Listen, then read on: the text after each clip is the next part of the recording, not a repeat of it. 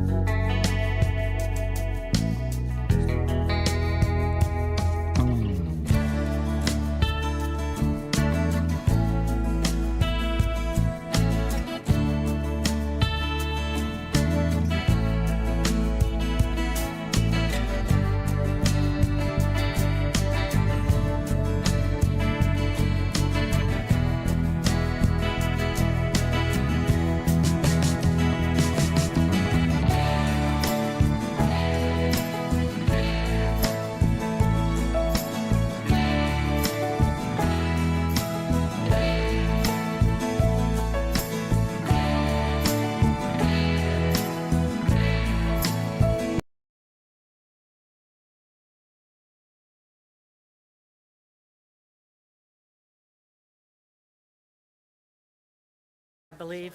Are they ready? Yes. Yep. We're all ready.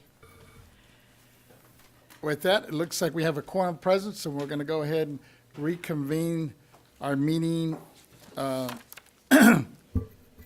10:03 for our Wednesday, July 26th. If I can get Ms. Cicchetti. All right, let's get some logistics done. Let's just make sure that we know who is present. Yes. Mr. Vasquez is present, Mr. Gaines is present, and Deputy Controller Mr. Emron are present. Mr. Schaefer and Ms. Lever are not present. All righty, then we've reconvened the meeting again from yesterday, and we will begin with the Executive Director's reports. Item number 9. The first one up is Ms. Stowers, Executive Director of Reports, report on the status of pending and upcoming organizational issues.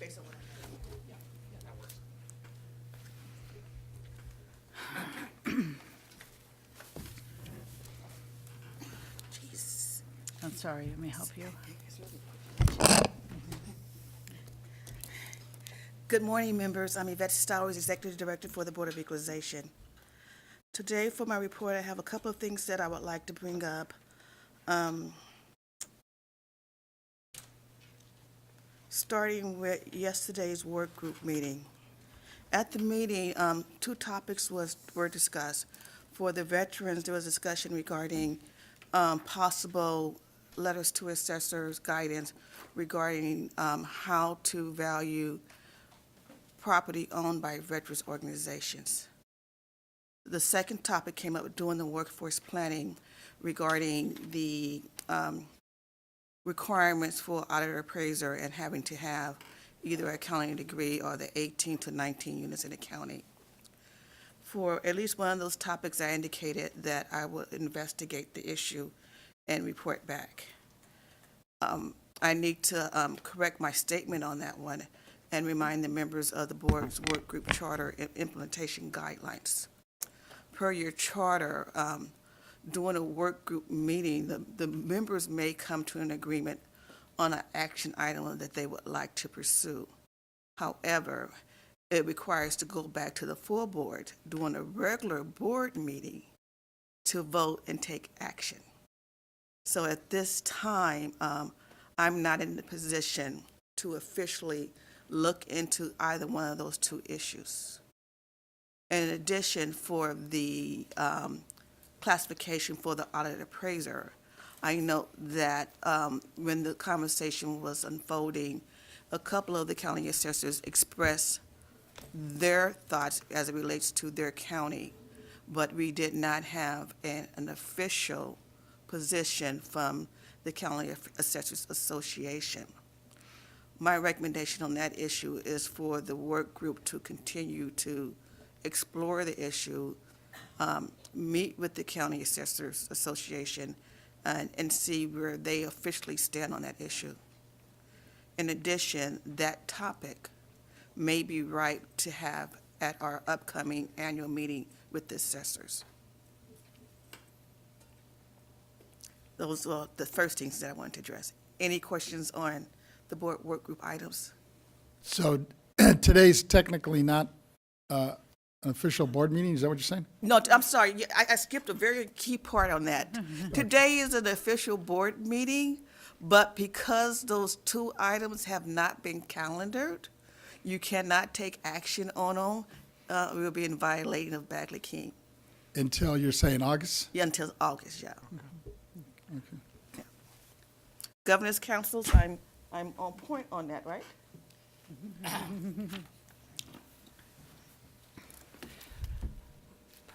Thank you, Executive Director Sowers, Chairman Vasquez, Deputy Controller Emron, Member Gaines. Yes, that is correct.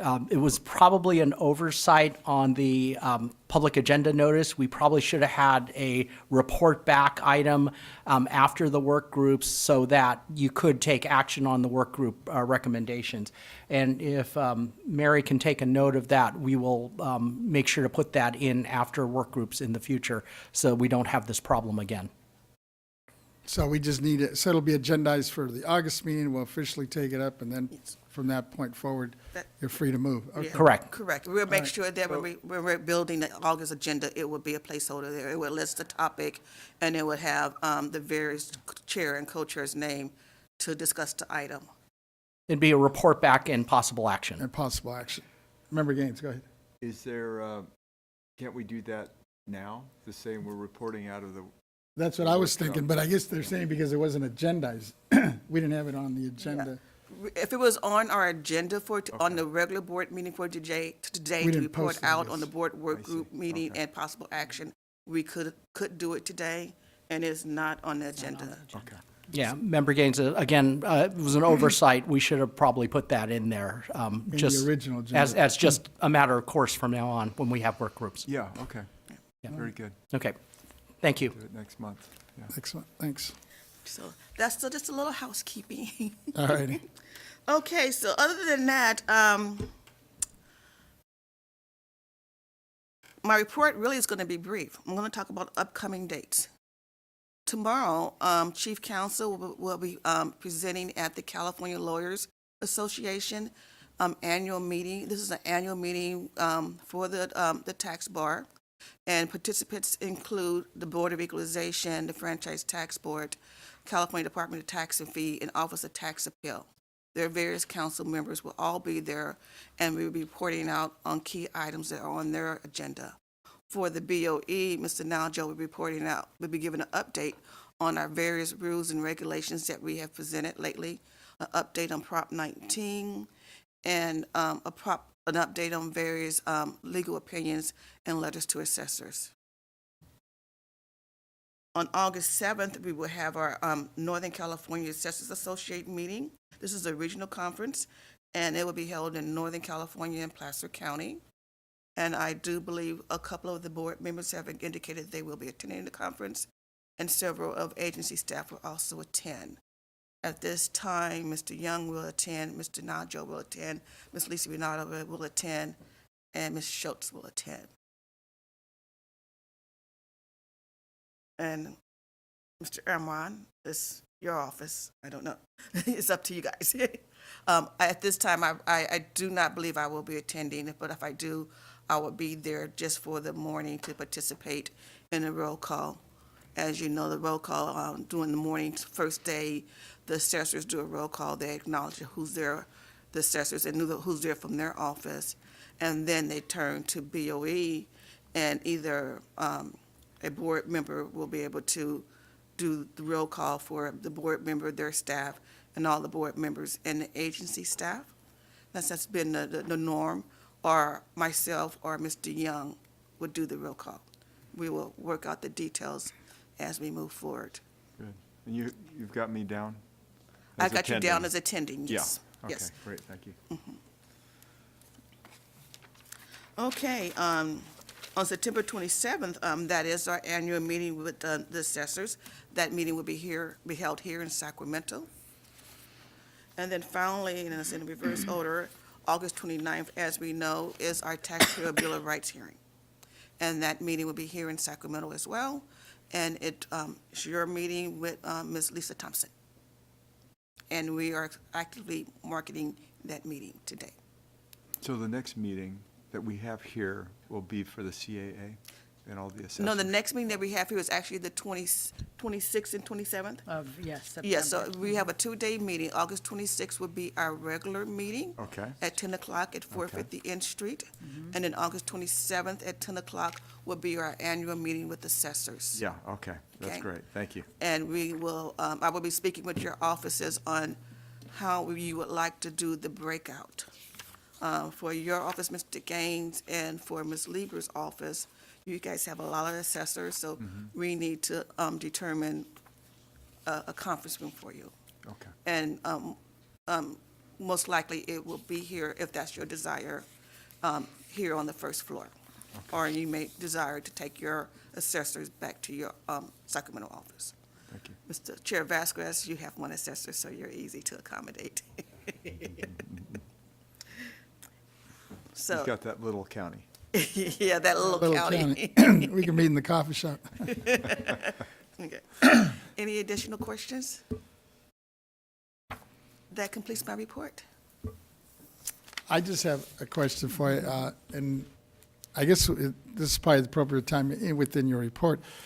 You know, remember Schaefer's not here, and I know he's been asking about trying to move the meetings, and I know you had mentioned, or you had sent us a memo in terms of the cost.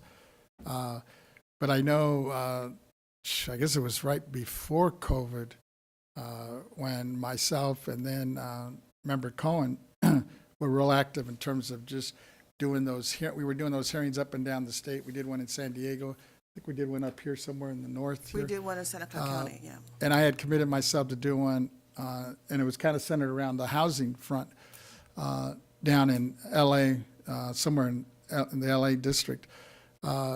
And I wanted to just put that back on the radar and see if we can make sure that happens. I want to make sure that happens before the end of the year. Now, on the cost factor, I thought it'd be, economy of scales, it'd be easy to do one of our board meetings there. But if you're saying it's cost prohibitive, I'm okay with that. We could just do what we did before, just a hearing We could- and set it up out there. And since the housing issue, I know the controller is real big on this as well. And at least in my last conversations with her, she was asking, are we still going to do the one down at LA? I said, no, we're going to.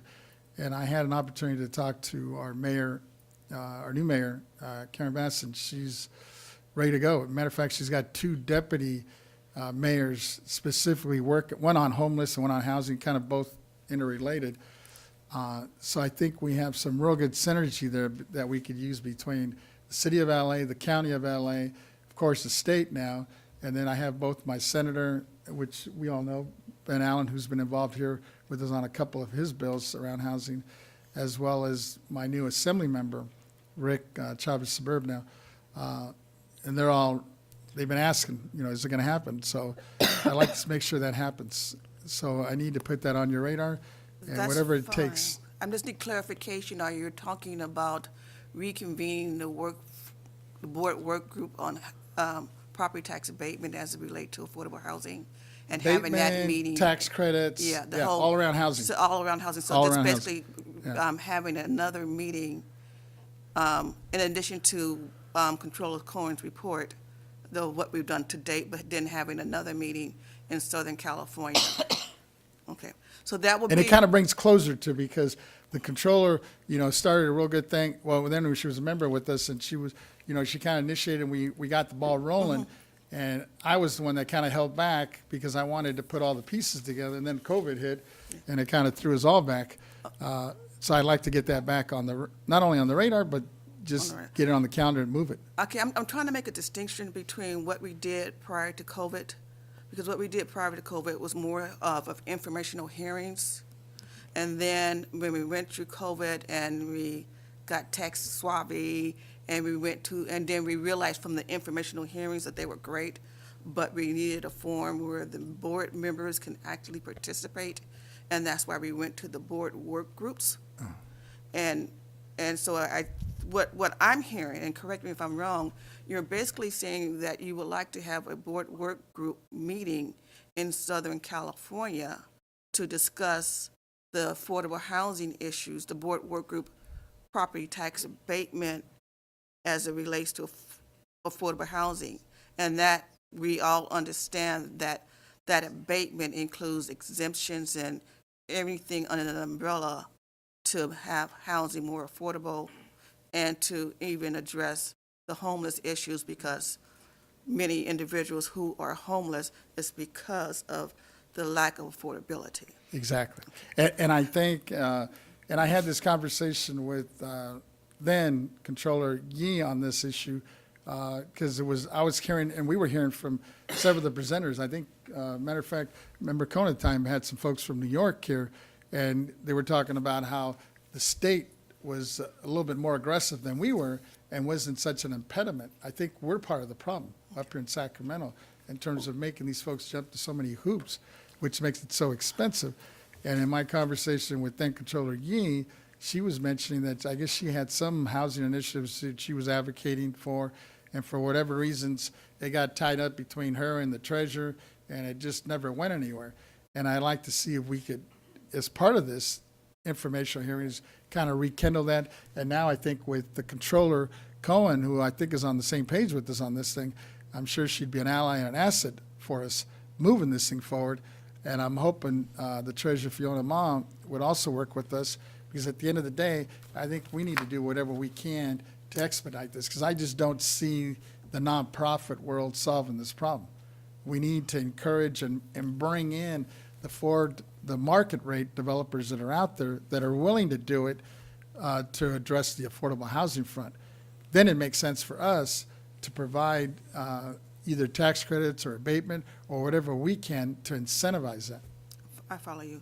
Okay, I think that the best course of action is for me to work with your office and Controller Cohen's office, because you guys are both co-chairs Yes. of the board member work group for this topic, and follow the rules and regulations that you guys have set out as it relates to having a meeting.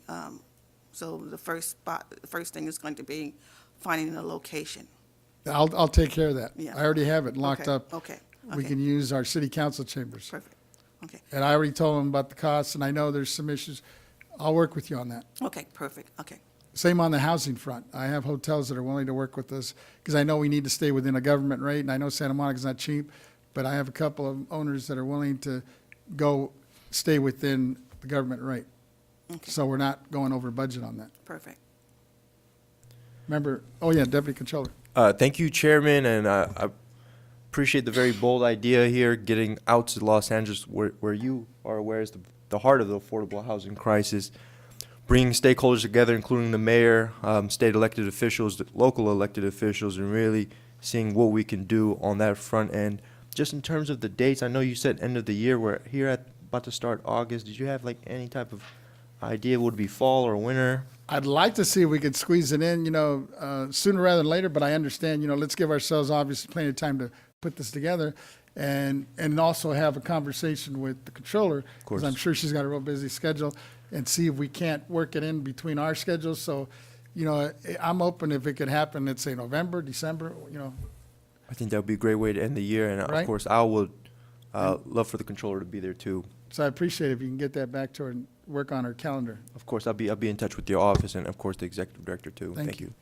And I know, Member Gaines, you had a lot of input on this when we first started, because I know there's issues also in the rural Yes, counties, and I'd yeah. like to make sure we also embrace those folks as well. Yeah, thank you. We've been, I've been talking to my staff too about trying to do something in district. And so we're still discussing that, and I can coordinate through the executive director, and we'll make sure the dates all work out fine, and so we're not creating any Competing. issues there, right? Because if I understand it, there was a hearing in San Diego and in the Bay Area, but we haven't been to LA. We haven't, Okay, got it. yeah.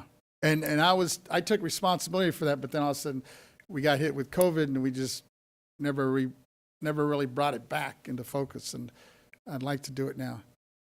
Okay. So just put that on your radar. I and- have it on the radar at Board Work Group meeting in Southern California regarding affordable housing Yes, by year end, November or December. thank you. Okay. Excellent. All righty. Mr. Ketty, what do we have next? Yeah, the next item. Item 10, operational priorities and quarterly budget report. Report on the status of operational priorities and the BOE budget. This matter will be presented by the Chief Deputy Director, Ms. Renati. Welcome. Good morning, honorable members. I am Lisa Renati, Chief Deputy Director. Today, I will report on some of the agency's operational priorities, as well as a quarterly budget report. I'm delighted to share we have some positive developments regarding our efforts to bolster our workforce and enhance our workforce efficiency, workforce capacity and our efficiency. As regards our workforce, since our last meeting, we filled 2 positions. Both are professionals new to BOE and new to state service. And through consistent and proactive recruitment initiatives, we've reduced our vacancy rate to 14%. That reflects, the dedication we have to building our robust team. We also have initiated recruitment activities for over 80% of our current active, vacancies that we have. So we hope to have more information for you soon. So we're getting very close to that sweet spot. And we haven't been there for a long time, so that's exciting news. We continue to gear up for recruitment activities for this next fiscal year. We're in plans right now of where we're going to go and who's going to be on those in-person and online recruitment events. And we continue to emphasize our training and succession plans. The next item I'd like to talk about is our reorganization and a new position. I'm happy to share that it's been a 2-year project to reorganize our property tax department, and it's been successfully approved. We're returning back to a proven, tried and true method of having a property tax department with 3 chiefs. Currently we have an SAPD chief and a CAPD chief. And that change happened around 2009, where we joke, we were told to do more with less. We've tried that method. It hasn't really worked out for us. We're going back to the method that was employed at BOE for over 50 years, and that's going to be having a chief of SAPD, led by Jack McCool, who you guys know. We'll have a chief of our Assessment Practices Audit Survey Division. So that'll be a dedicated chief just to working on our audit surveys with our county assessors. and modernizing that program. And the third chief will focus on our assessment services, and those are the people that give all the advice and through LTAs and guidance to our assessors. They also work on our handbooks. They also do our certification and training. And they also do our LEOP and welfare exemption that we co-administer with the assessors. So going back to this method will allow us to have dedicated focus to these three important activities.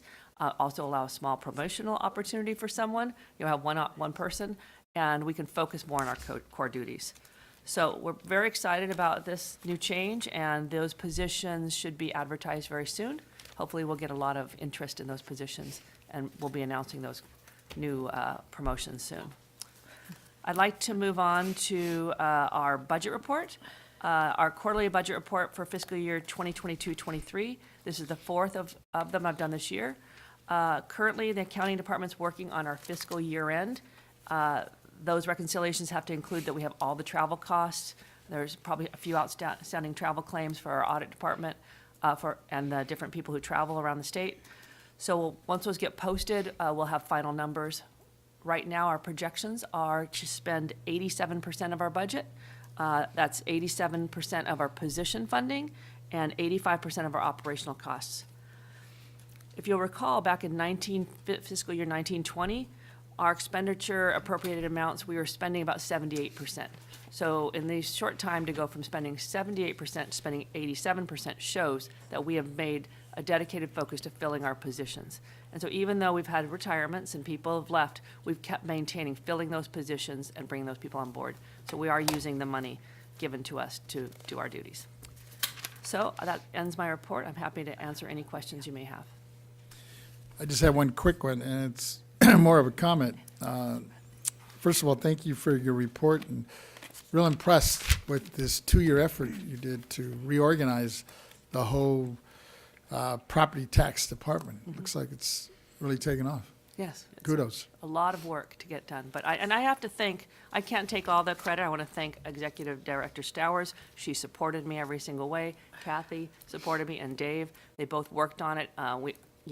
We pushed forward and pushed forward. We had some roadblocks in the way, and we just moved around them and got it done. So very excited. Great job. Member, our Deputy Controller, Aaron. Thank you, Ms. Renati. Really appreciate all your hard work and your leadership. I think the board is really lucky to have you. Yeah. Just wanted to make one quick clarification. For the chief's job, the new chief's job, is that going to be an internal hire, or you said you're posting for that We're one? going to post for it. We don't have, any candidates in mind, obviously, because it's a merit hiring process. It's a CEA position. So it'll be a competitive examination and then a recruitment. Got it. Looking forward to welcoming the new chief. Thank you. Thanks.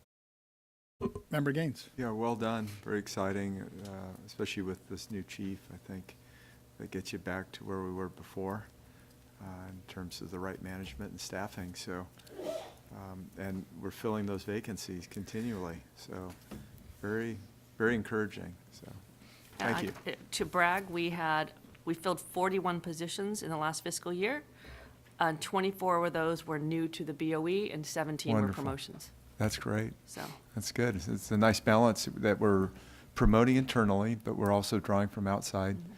And sometimes that provides folks with different experiences that might help here at the BOE. So good Yes. news. we're very encouraged. Yeah, great. And I'm assuming none of those folks were related, right?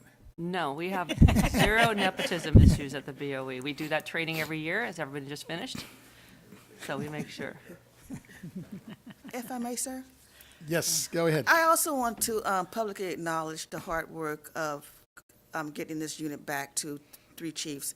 Ms. Renati, Mr. Young, Ms. Taylor, and the entire team really did some heavy lifting.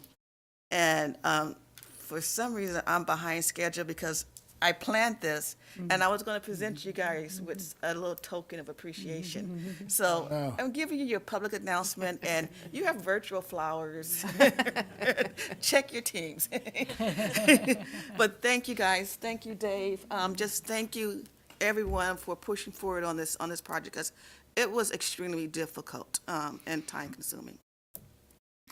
Thank you. Thanks. All righty. Ms. Chiquetti, what do we Yeah. have next? The next item on the agenda is item number 11, Communication Chief's Quarterly Report, a report on the status of the BOE Communication Department. This matter will be presented by Mr. Kim. Welcome. Thank you, Mary. Good morning, sir. Good morning, Chairman Vasquez and honorable members. I am Peter Kim, BOE's Chief Communications Officer. Today, I'll provide a brief overview of some major highlights and accomplishments in the second quarter of 2023. As outlined in the memo attached to the agenda, I will provide an overview of significant updates made to the BOE website, a review of the recently published BOE annual report for fiscal year 2021-22, and a summary of recently updated publications. I will conclude with some highlights of current projects I'm working on. Members, as you know, the BOE website is a critical tool in communicating and providing essential and up-to-date information to stakeholders and the general public.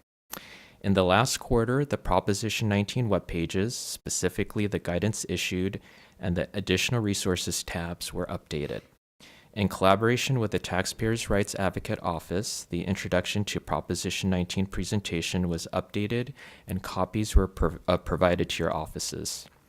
Since the webpage was launched on November 10th, 2020, there have been approximately 512,968 unique external page views through June 30th of 2023.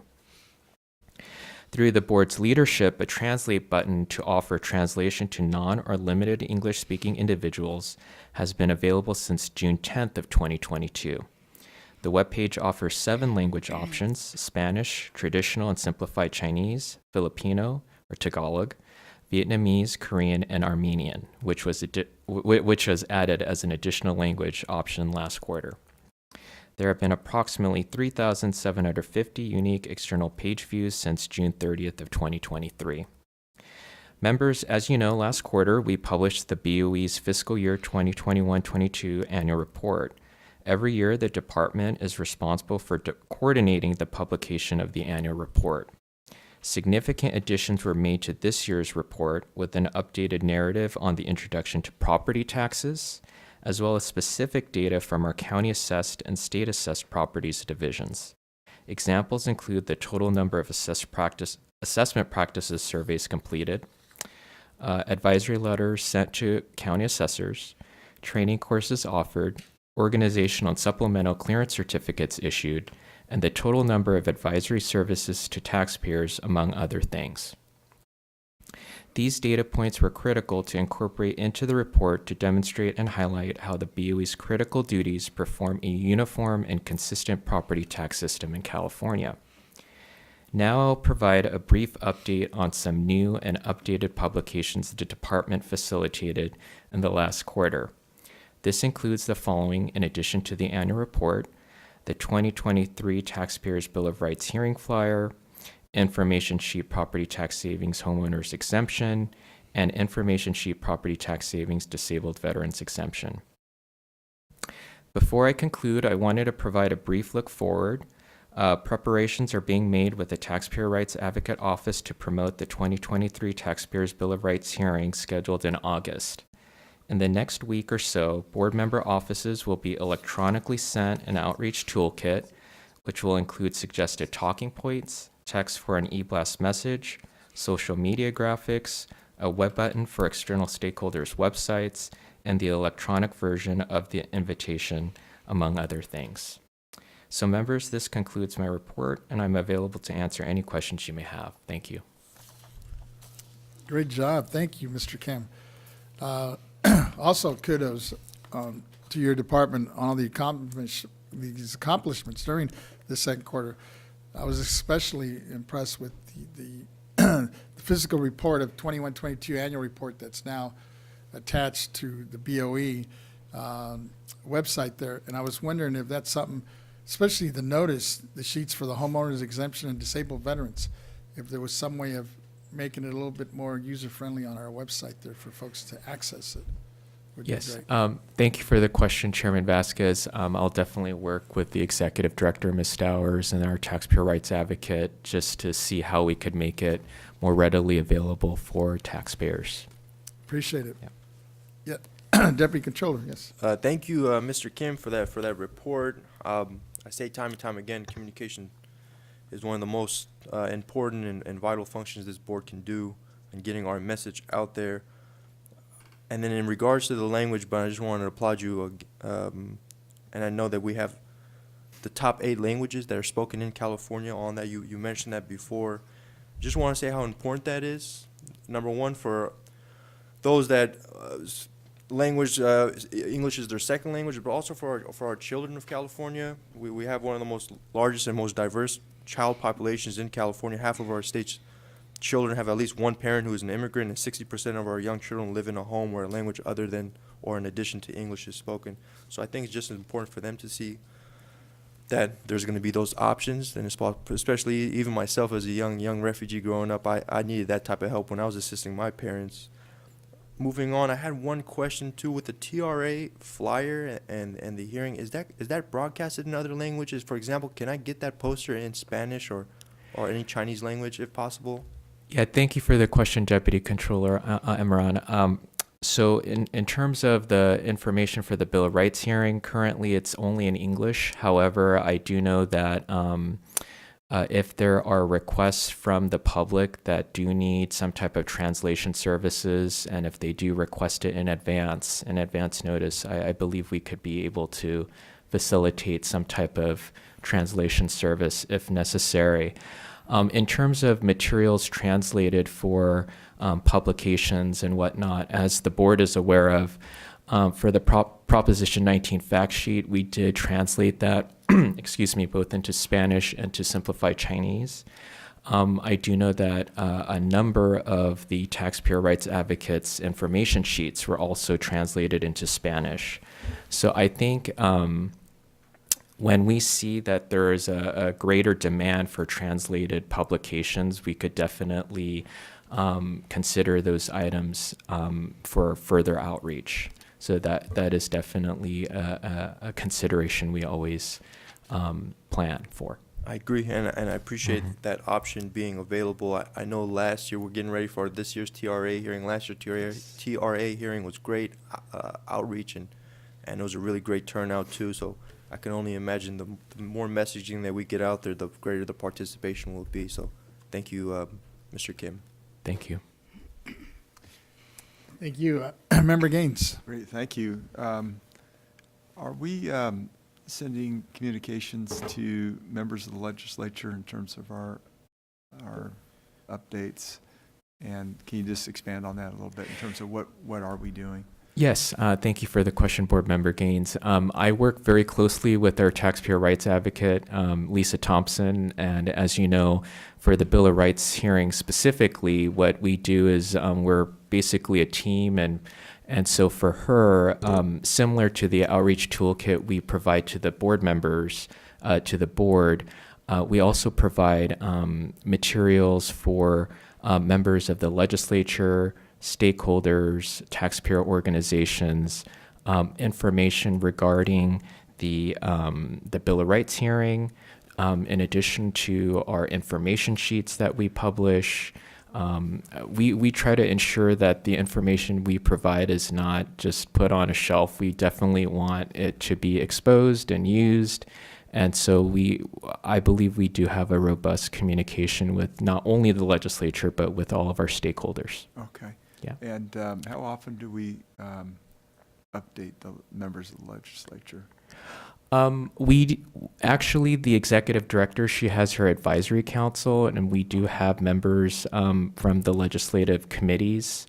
And so they actually receive updates, but hopefully the board, as part of your ambassadorship program, we could work with the board so that the board members could also communicate with the legislators within their equalization districts. Yeah, absolutely. Yes. And I know we do an annual report.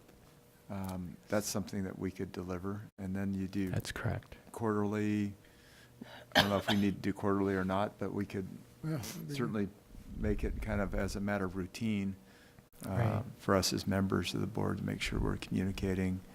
Because I think the story's a good story.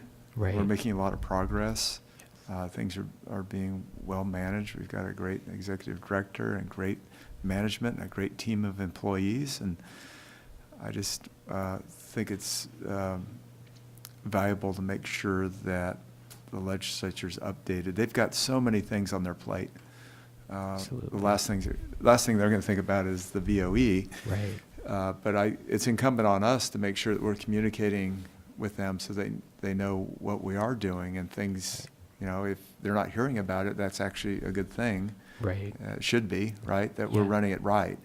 But I think we need to make sure that we're communicating that. And I'm wondering if you could reach out to my chief of staff, and we'll figure out what I can do on my end.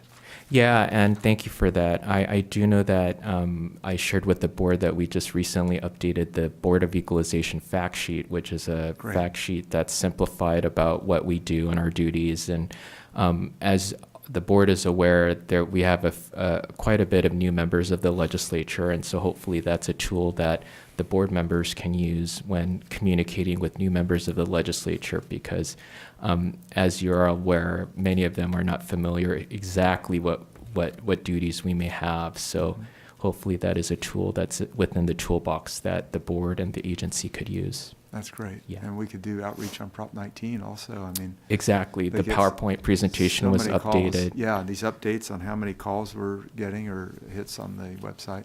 Right, Yeah. right. Okay, great. Thank you. Thank you. Thank you. Thank you. Ms. Cicchetti, who would start? The next Next item on item. the agenda is item 12, Taxpayer Rights Advocate Office Report, update on activities of the Taxpayer Rights Advocate Office. This matter will be presented by Ms. Wing. Good morning, Chair Vasquez and honorable board members. I am Margie Wing, Senior Specialist for the Taxpayer Rights Advocate Office. I am pleased to provide you with an update on the activities of the Taxpayers Rights Advocate Office to keep you informed. First, I would like to share with you some statistics on the number of taxpayer cases completed by our office last month and provide you with some insight on their types of cases. This month, attached to the public agenda notice is a memorandum from our office to the Executive Director reporting the number of completed and resolved cases. The statistics provided by are provided by board member district, by category of being either administrative or valuation, and by topic area within those categories. In June 2023, we completed 23 cases. 5 were in Board Member Gaines District 1, 4 in Board Member Lieber's District 2, 8 were in Board Member Vasquez's District 3, and 6 were in Board Member Schaefer's District 4. Of the 23 cases completed, 6 were from the administrative category and 17 were from the valuation category. The administrative category includes topics such as creating and mailing tax bills, refunds, penalty cancellation, defaulted taxes, access to data, special assessments or direct levies on the property tax bill. The valuation category includes topics such as change in ownership, declines in value, appraisal methodology, exclusions, exemptions, new construction, actual enrollment of values, general property taxation, and assessment appeals. With respect to the administrative category and its 6 cases in total, 1 involved creating and mailing of tax bills, 1 pertained to delinquent or defaulted property taxes, 2 pertained to penalties or penalty cancellations, and 2 in the other category, which dealt with ownership of property on a tax bill and historical payment information for property taxes on a parcel. With respect to the valuation category and its 17 cases in total, 2 pertain to the actual enrollment of values, 3 involved change in ownership, 5 cases addressed exclusions from reassessment, 3 cases involved exemptions, 3 cases involved general property taxation, and 1 case pertained to new construction.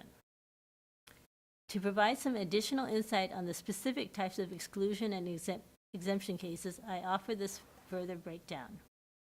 For the 5 cases involving exclusions from reassessment, 2 pertain to the base year value exclusion for persons aged 55 and over, and 3 cases pertain to the parent-child exclusion. 1 of the base year value transfer exclusion cases occurred under Proposition 19, since the transfer occurred after April 1, 2021, and the other base year value transfer case occurred under Prop 60, since the new construction of their replacement home had to be completed within 2 years of the sale of the original property, and that 2-year deadline occurred before April 1, 2021. Of the two parent-child exclusion cases, one fell under the provisions of current law Proposition 19, since the transfer occurred on or after February 16, 2021, and the two remaining occurred under Proposition 58 during the prior laws of R&T Section 63.1, since the date of transfer occurred before February 16, 2021. Thus, of the 5 exclusion cases, 40% were under the purview of Proposition 19. For the 3 cases involving exemptions, one pertained to the welfare exemption, one pertained to the church exemption, and one involved the homeowner's exemption. To provide some additional insight on the nature of the cases that our office works on to assist taxpayers, I would like to offer some additional information on a case our office worked on and how we helped the taxpayer. An example of the case that our office helped resolve involved an elderly taxpayer whose property was reassessed after her partner of many years died and his interests transferred to her. This was not a registered domestic partner situation, but rather a long-term relationship situation. The taxpayer had originally purchased and owned the home with her former husband, and the property was transferred to her as a result of the divorce agreement. Years later, the taxpayer added her partner on title so he could help her with paying the property tax bills. Throughout the years, title changed as a result of refinancing the home, and at some point, her partner ended up being on title to the property without her. Fortunately, she was added back on title with her partner a few years before he died. At the time she was added back, the property was not reassessed for the 50% transfer of ownership interest because the partner remained on title with the taxpayer as a joint tenant. Therefore, the transfer was not subject to reassessment. But it did create an original co-owner status, which means that any subsequent transfers would be subject to reassessment once the original co-owner, and that was the partner, was no longer on title as an owner. At the point of her partner's passing, the partner's 50% interest transferred to the other joint tenant, who was this taxpayer who contacted us. This caused a 50% change in ownership that was subject to reassessment at market value, which resulted in the assessed value of the property for property tax purpose to increase drastically by several $100,000. Because the taxpayer wasn't sure when the various transfers took place, the TRA office coordinated with the assessor's office to follow the ownership and assessment history and obtain copies of the various recorded deeds that transferred the property interest among the deceased partner and this taxpayer. Our office examined the statutory provisions for exclusions from reassessment under the co-tenancy exclusion and explained to the taxpayer that a transfer or termination of a joint tenancy interest is subject to change of ownership unless an exclusion occurs.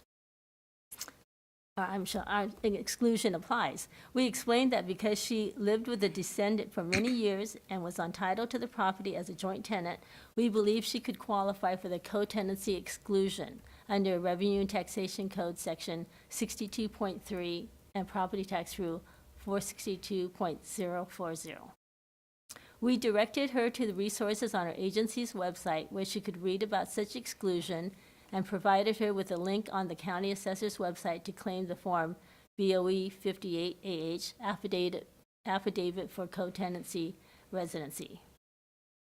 Once the taxpayer applies for the exclusion and the assessor grants the exclusion, the reassessment of the property would be reversed and the taxpayer's property will be assessed at the lower value with her property taxes being returned to a level that the taxpayer can afford. Okay, the next item I would like to report on is to keep the members informed is on our work associated with preparation for the upcoming Taxpayer Rights Bill of Rights hearing to be held August 29, 2023. At June's board meeting, Ms. Thompson updated the members about the distribution of posters and flyers to local agencies involved in California's property tax system so they could post them and have them available in public areas of their offices. She also shared with you that the LTA was issued advising assessors and interested parties about the hearing so they are aware of the opportunity to attend and participate in the hearing. A public service announcement was recorded and has been posted to the Taxpayer Rights Advocate webpage for the Taxpayer Rights Board hearing, so they are aware of the opportunity to speak before this elected board and to have their voices heard. The PSA has also been aired several times on the YouTube channel during yesterday's board meeting live stream.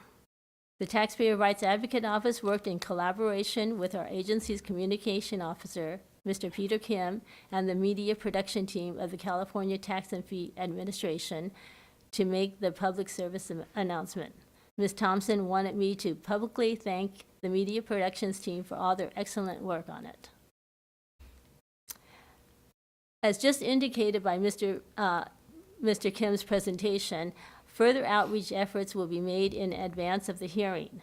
The communications officer, Mr. Peter Kim, will be issuing a news release, sending e-blast to alcoholic beverage taxpayers and subscribers of the TRA Bill of Rights hearing listserv, so recipients know how to participate or view the hearing next month. Additionally, we will invite the Executive Director's Advisory Council members. Ms. Thompson will also be personally inviting various statewide taxpayer and stakeholder organizations to notify their memberships about the hearing. Similar to past years, the TRA will send information to all legislative offices, notifying them about the availability should they wish to post information on its website or to issue social media posts. As in the past, an outreach toolkit will be given to each board member's office so they can help us further publicize the hearing. Suggested talking points, text for an e-blast message, social media graphics, a web button for external stakeholders' websites, and the electronic version of the invitation, among other things, are part of this outreach toolkit. We are looking forward to the Taxpayer Bill of Rights hearing. The electronic comment form was made available on the Taxpayer Bill of Rights hearing webpage during the first week of July. We have already received some comments. Finally, I would like to share some information about taxpayer education. Our office issued published 2 taxpayer information sheets at the end of June, one on the homeowners exemption and the other on the disabled veterans exemption.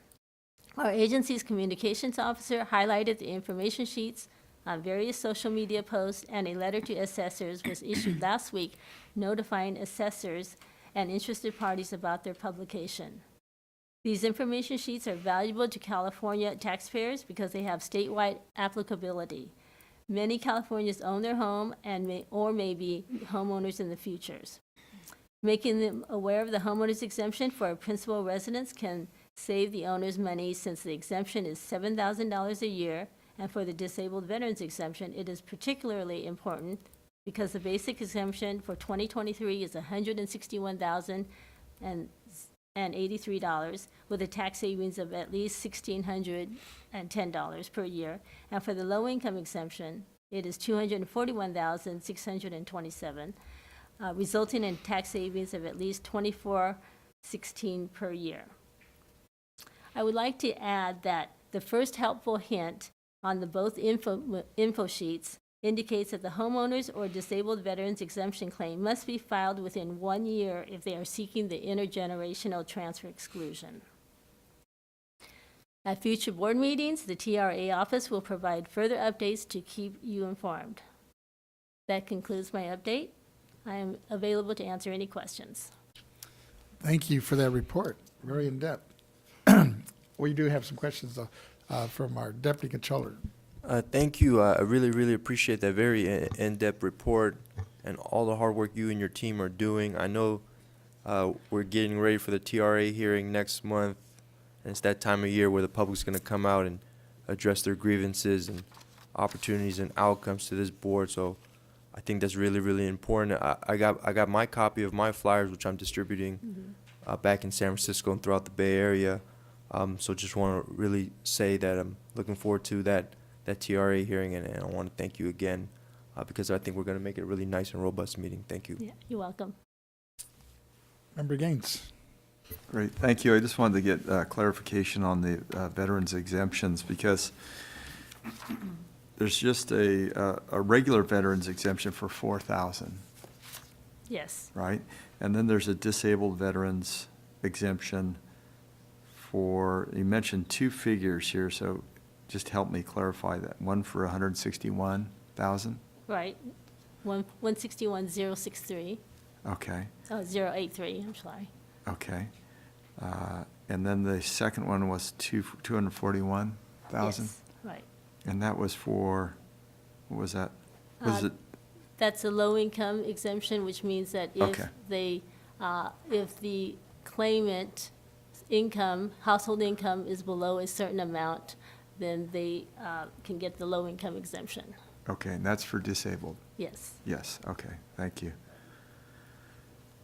All right, and do we, I know we had our hearing yesterday, but what is our take rate on, I'm just curious as to, how many disabled veterans are out there that own homes, and what percentage of them are getting this exemption?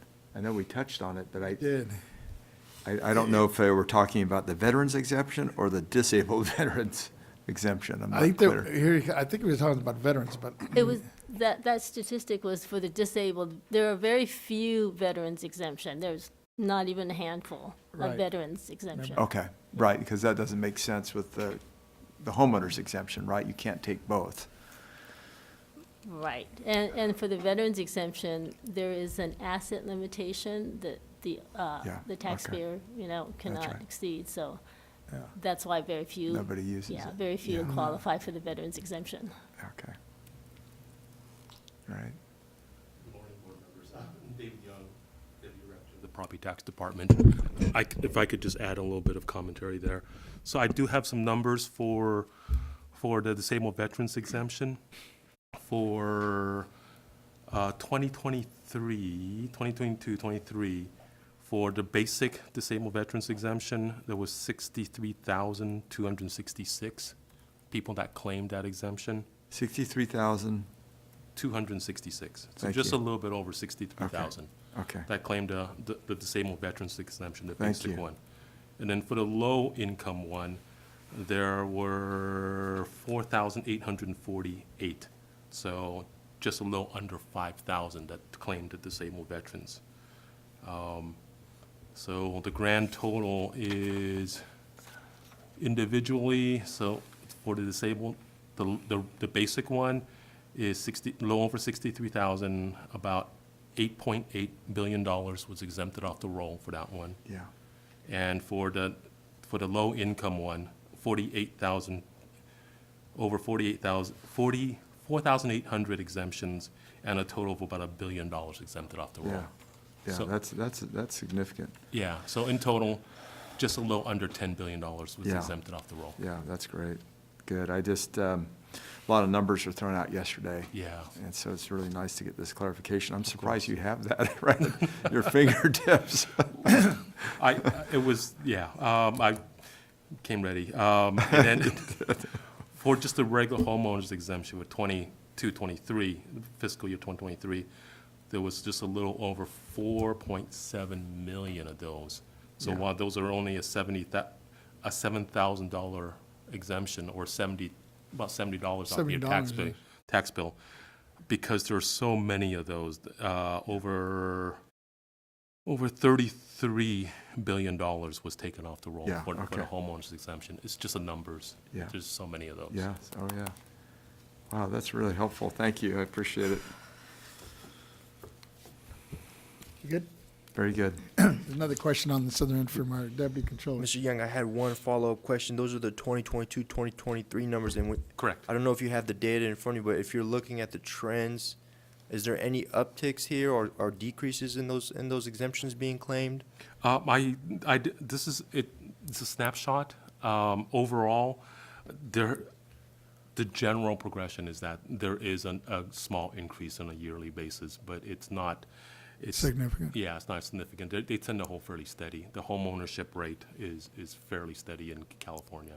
Okay, understood. Thank you. Very helpful. Thank you. Thank you. Thank you. Ms. Cicchetti. All right, our next item on the agenda is item number 13, Chief Counsel's Quarterly Report. Report on the legal department's workload for the second quarter. This matter will be presented by Mr. Nanjo. Good morning again, Chairman Vasquez, Deputy Controller Emron, Board Member Gaines, Henry Nancho, Chief Counsel of the Board of Equalization. First off, I wanted to start with saying I'm presenting the Legal Department's quarterly report covering the second quarter of 2023. First, I want to thank my team for their continued dedication and hard work. Seems like our workload keeps going up, and my team are working very hard to keep on top of it, so I'm pleased to report that they are doing that. With regards to state assessment appeals, I know that we have received so far approximately 11 petitions this year. As I mentioned earlier, we have received some petitions earlier than we normally do, which is a good sign, and State Assessed Appeals, State Assessed Properties Tax Division, Jack McCool and his team have been working proactively to try to resolve issues with taxpayers, so that's also good. Along those lines, I think we're going to be able to bring some matters to the board earlier than we normally do. Typically, we don't bring these until September, October, November, December. We might start a little earlier just because they're able to resolve some of these issues. There are probably some more petitions that we're going to get. There was extensions granted to some state assessees to file their petitions a little late. That's within code, and that was granted, so that number may go up slightly. As far as litigation, as you know, members, our litigation attorney, as well as myself, continues to provide confidential monthly litigation reports to the board, as well as appropriate public updates to our website on the BOE's public litigation roster. That confidential report should be coming out by the end of the week. Our litigation attorney is also the appeals attorney for our sole tax on insurers appeal, and that has an appeals conference scheduled for September 14th. So again, we're cross-training our team and we're handling insurance appeals. Regarding the lawsuit with La Paloma, as I may have mentioned in our prior reports, final judgment was entered on May 25th, 2023. The plaintiff filed an appeal on May 30th, and we have filed our notice of cross-appeal this month, so that is still in progress, and I will continue to report to the board on that as it progresses. At this point, we have 27 cases in various phases of litigation, and that is a really high number. However, as I mentioned, a lot of those cases involve the telecoms, and those are, the board has to participate in the litigation, but really doesn't involve us. It's a local assessment valuation issue, so it just keeps us busy monitoring those. We will continue to closely monitor those cases, handle the board's litigation, and keep you informed and updated of any developments in closed session or via the confidential memorandum as appropriate. In the area of Public Records Act disclosure requests, in the second quarter, we had 48 completed PRA disclosure inquiries. This work is steady and ongoing. The work is dependent on the volume of public inquiries, and in the second quarter, we actually had an increase in the number of inquiries. I'm not sure why our PRAs are staying high, but we are staying on top of that and addressing the requests as they come in. Members, as you recall, administration assignments are typically requested by Board Proceedings Division or Executive Office covering various administrative or board meeting-related legal issues. In the second quarter, we completed 10 of such assignments, and we continue to provide that support as requested. In the area of agency publications, the legal department completed 72 legal reviews in the second quarter. These publications include items originated from the property tax and communication departments, as well as other agency publications. And again, we expect this work to continue as well. In the area of regulations, in the second quarter, we continued our progress on Property Tax Rule 192, Property Tax Audit Selection. The board granted permission for staff to initiate the rulemaking process last month for this property tax rule, and we anticipate being able to submit the materials for publication to the Office of Administrative Law, hopefully by the end of this month. In the area of tax program technical advice, In the second quarter, the team responded to 50 email inquiries and 49 phone call inquiries, and we also completed 11 special projects.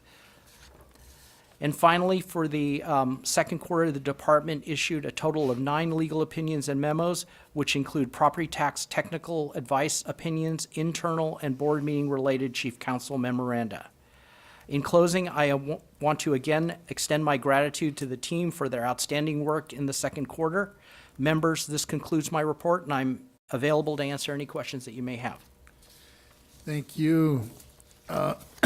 You indicated that we have 11 new appeals, attorney cases. Are those with the state assessees appeals filed this year? Yes. And that's not really an unusual number. We usually What do we have, usually average? we usually have somewhere in the neighborhood of 15 to 20, sometimes a little more than that. So it's actually a lower number than we usually have. And a lot of these are penalty, not a lot, but some of them are penalty assessments, or which are penalty abatement cases, which are pretty straightforward.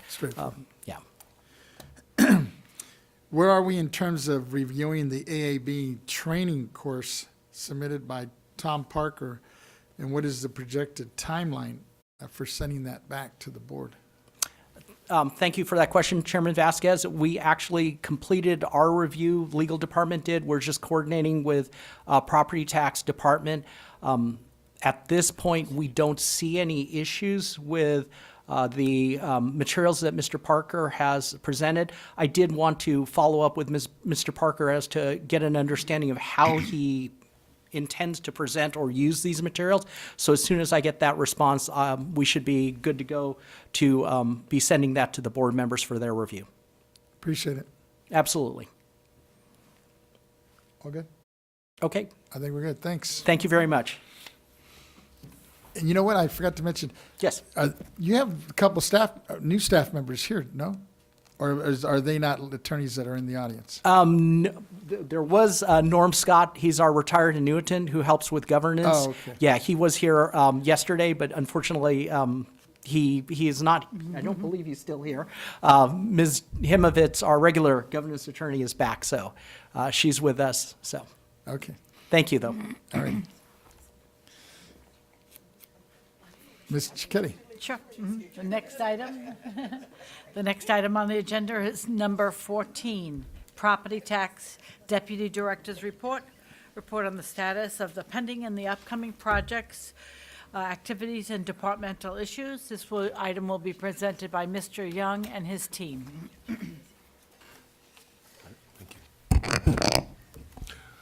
Good morning, Chairman Vasquez. Good morning. Honorable team members, David Young, Deputy Director of the Property Tax Department for the record. So for today, we have 4 updates for you. The first 2 will be by Ms. Schultz, the manager of the County Assessed Properties Division. She will present letters to assessors and training and certification. The next one will be the quarterly update on the survey program, which I will do. And then the last report will be on what's going on at the State Assessed Properties Division by Mr. McCool over there. So if you guys are ready, I will go ahead and have Ms. Schultz start the first one. Good morning, Chair Vasquez and honorable board members.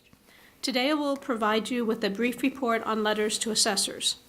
Attached to this month's agenda is a memo on letters to assessors, which provides a list of the LTAs that have been issued since our last board meeting.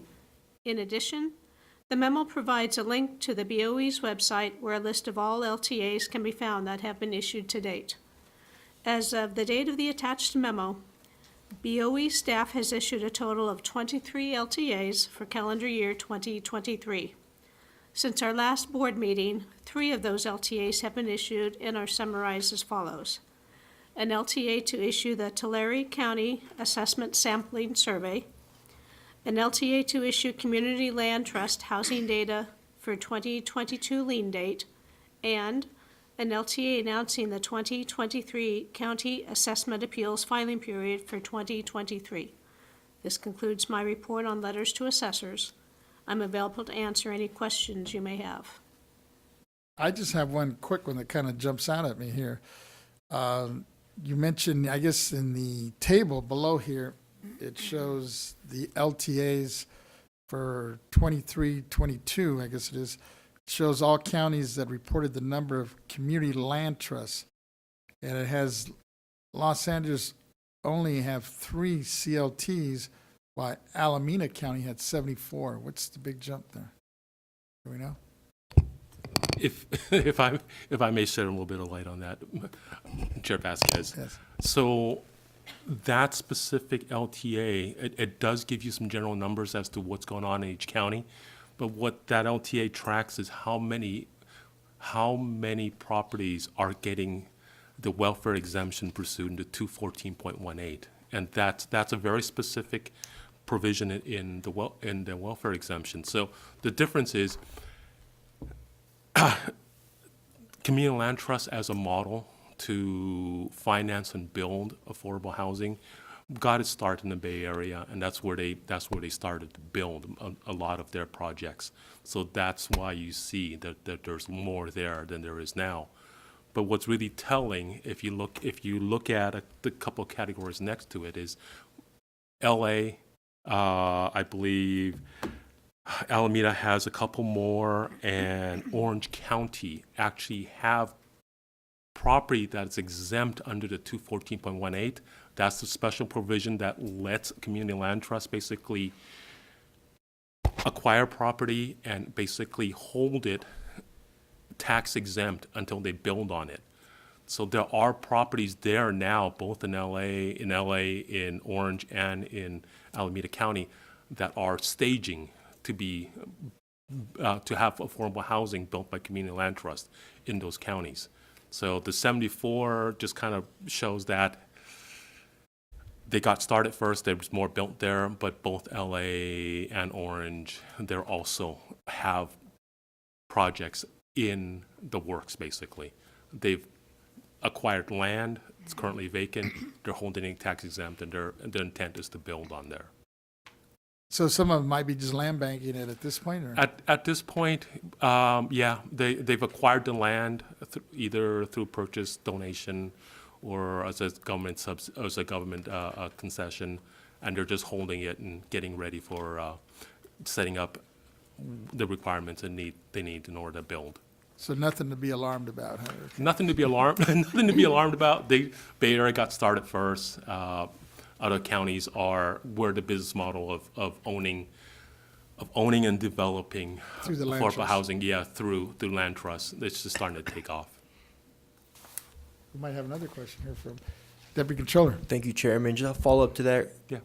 The CLTs, the staging time, in your experience, do you know how long that takes until they go from acquiring the land to having it built up and people moved in? I think it really depends on the project itself, at what stage they acquire the land. Sometimes they get the land, they're able to, somebody either donates the land to them or they acquire it ahead of time, and their holding period may be longer. Usually, under the best case scenario, it's a couple year process. Even a market rate developer, it takes a couple of years to get all the paperwork done, the entitlements, the okay from all the various governments, entities that require an okay. So it takes a couple of years. The specific provision under 214.18, the land trusts, basically, that exemption only lasts for, there's a time certain that it will last for, and it's 5 years. Oh, okay. So while it may take longer, they're only able to exempt the land for 5 years. And is that something you That's can big. reapply for, or is it just that 5-year one-term type limit? As it's written now, it's a 5-year one-time limit, and the assessors are actually required by law to go back and assess them. Got it. Thank you. And I'm sure Coastal Commission has a lot to do with it, too. It's looking at the Bay Area as well as I know down in Santa Monica. Yeah. That delays things. Yeah, so the land trust model, it's not brand new, but it's for financing low-income housing, it's relatively new. Relatively new. Yeah, so they're starting to see if they can develop housing with that model. Thank you. Continue. I know you had more. I just had those questions. I will now provide a brief report on the BOE's appraisal training and certification program. For the 2023-24 fiscal year, BOE staff has scheduled 34 classes and 3 workshops. Of these 34 classes, 10 are being taught by instructors from county assessors' offices. We also continue to offer our existing online basic training courses available through American River College and California State University, Sacramento, as well as our online courses and self-study training sessions available on the BOE's website.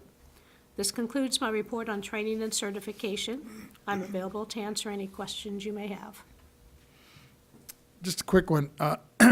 Regarding the instructors, I guess there's a partnership with the county assessors, and how is that going in terms, is that kind of a challenging thing at this point? It is going very well. We actually have more instructors this year from the county, so we're very encouraged and excited about the opportunities available. So it's not, there doesn't need to be a problem recruiting them at this point then? No. Oh, one more question here. I wanted to follow up with Yes, go that question too, Chairman. When you do recruit these new professors, is there like some type of average time they stay? Is it a year, 2 years, or more than that? When a county reaches out to us with a potential instructor, we have a process we go through that ensures the person has taken our classes, so is familiar with the course material, that they have the knowledge about the material, and they're able to teach. And so we keep in close contact with them, and when it's approved, we schedule the classes. We give them the course because the course is exactly the same, regardless of whether it's taught by a BOE instructor or a county instructor. Understood. Like you mentioned, these instructors, they have a wealth of information and knowledge, and it's important to try to keep them on as long as possible, teach as many courses as possible, and keep that turnover low as well, because I think in our experience too, it's just hard to kind of create that pipeline of qualified instructors, getting them into those classes, and then also making sure that they stay too. So thank you for all your work. Thank you. Thank you. Thank you. Continue. Okay, thank you. Thank you very much. I think that's me up next for the assessment practices survey report. I just wanted to add on, I do want to recognize and thank the CAA and the individual county assessors that have basically, they volunteered some of their subject matter experts to teach courses on our behalf. So Glenn is absolutely right. It's our curriculum, it's our material, everything is ours. But their staff, we utilize some of their subject matter experts, and we're grateful for their sharing of their resources. We hope it continues, and we're able to help instruct the other counties with it. So thank you very much. I think so too. I think that's a great example of the partnership and the potential we have here at the State Board of Equalization and the CAA. So thank you. Thank you. So I will give you the quarterly report for the for the Assessment Practices Survey Program. During the second quarter of 2023, the Board of Equalization issued 2 assessment practices surveys reports. Before I review the published reports, I'll provide some background information for context. Pursuant to Revenue Taxation Code, Government Code 15642, the assessment practices survey shall show the extent to which the assessment practices are consistent with or differ from state law and regulations. The primary objective of a survey is to ensure the assessor's compliance with state law governing the administration of local property taxation. This objective serves a threefold purpose of protecting the state's interest in the property tax dollar, promoting fair treatment to taxpayers, and maintaining the overall integrity and public confidence in the property tax system in California. Government Code Section 15640 and 15642 defines the scope of an assessment practice survey. As directed by these statutes, the survey addresses the adequacy of the procedures and practices employed by the assessor in the valuation of property, the volume of work of assessing such property as measured by property types, and the performance of their duties, of other duties enjoined upon the assessor. Pursuant to Revenue and Taxation Code, Section 75.60, the board determines through the Assessment Practices Survey Program whether a county's assessment role meets the standards for purposes of certifying the eligibility of the county to continue to recover costs associated with administering the supplemental assessments. Such certifications is obtained either by a satisfactory statistical result from sampling of the county's assessment role, or by determining by the board's survey team that there are no significant assessment problems to the county. So with that, I will go ahead and highlight the two that were published for the second quarter of 2023. The first one was Monterey County. Monterey County had a survey done in which we looked at their procedures and practices. It was released on May 30th, 2023. So for Monterey County, we took a look at their 21/22 assessment role, and we looked at basically three areas. One, the first area was administration. We reviewed the assessor's administrative policies and procedures that affect both the real property and the business property programs. Specific areas reviewed include budgeting and staffing, workload, assessment appeals, and exemptions. In this area, the assessor was effectively managing their workload, the assessment appeals, and exemptions program, and we made no recommendations on the administrative portion of their of the review. The next area we looked at was the assessment of real property. We reviewed the assessor's program for assessing real property. Specific areas reviewed include properties having experienced either a change in ownership, new construction, declines in value, and certain properties subject to special assessment procedures, such as mineral properties. In the area of real property assessment, the assessor has an effective program for new construction and declines in value. However, we did make some recommendations. We made a recommendation for the improvement in their change in ownership program and the assessment of mineral properties. The last area we looked at was the assessment of personal properties and fixtures. We reviewed the assessor's program for assessing personal property and fixtures. Specific areas reviewed include conducting audits, processing business property statements, and business equipment valuation. We found, in general, their program was very effective. However, we did make a couple of recommendations. And the recommendations was to improve their audit program and to improve their business property statement programs. So despite these recommendations, overall, we did not find any major assessment issues, and we were able to certify them to recover their administrative costs associated with supplemental assessments. So overall, couple recommendations, but they were doing a very good job. The second survey that we published was for Tulare County. Tulare County was a little bit different. Tulare County was chosen for a sample-only review. So what we did was we took a random selection of their assessment role. Our team went through and made sure that they were reassessing items they should have for change in ownership and for new construction. And then we did a review appraisal on each one of those samples, and we came up with what we thought the value should be, and we compared it to what was actually on the roll. So the ideal assessment ratio should be 100%, meaning that our values and their values match. They came up with their assessment ratio came out to be 97.86%. So it was very close. The minimum is 95%, so you have to have 95 or better. They got 97.86, and their absolute difference as a percentage was only just a little bit over 3%, 3.06.